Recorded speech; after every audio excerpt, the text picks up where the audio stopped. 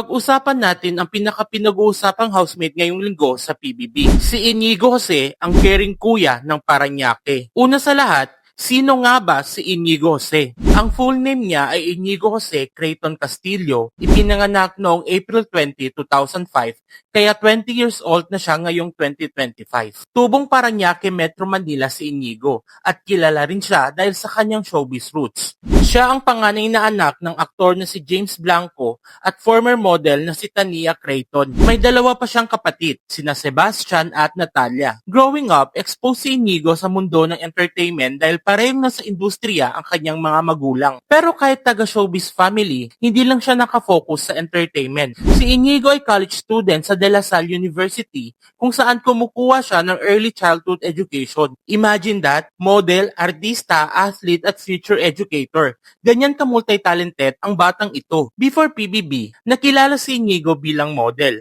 Nag-runway na siya for major fashion shows, brand shoots at iba't ibang campaigns. Standout siya dahil sa kanyang 6'1" height at mestizo features. Kaya hindi nakakagulat na mabilis siyang napansin sa modeling scene. This 2025, pumirma siya sa Star Magic. Ito ang nag-transition sa kanya mula modeling papunta sa mas seryosong showbiz path. Si Inigo ay nominado ngayong linggo sa PBB. Kasama niya sa nomination sina Fred, Heath at Lee na bumubuo sa grupo nilang Interlinked Minds. Nitong mga araw, umingay ang bahay ni Kuya dahil sa isang kontrobersya. May mga inappropriate jokes na binitawan ng ilang male housemates. At openly nang naglabas ng saloobin ang mga housemates na sina Carmel at Crystal na nagsabing they were disgusted. Isa si Inigo ang na-involve sa issue na ito dahil dito naapektuhan ng overall vibe ng grupo. Siyempre, kapag may tensyon sa bahay, nadadamay ang perception ng public, which could also influence the eviction votes. Ngayon, nasa kamay ng publiko ang future ni Inigo.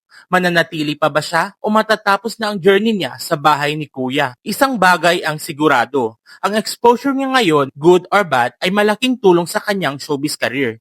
Lalo na't hawak siya ng Star Magic at mataas ang interes ng mga tao sa kanya. Kayo guys, anong opinion nyo kay Inigo? Gusto nyo pa ba siyang makita sa PBB? Lagay nyo yan sa comment section. This is Drex and thank you for watching.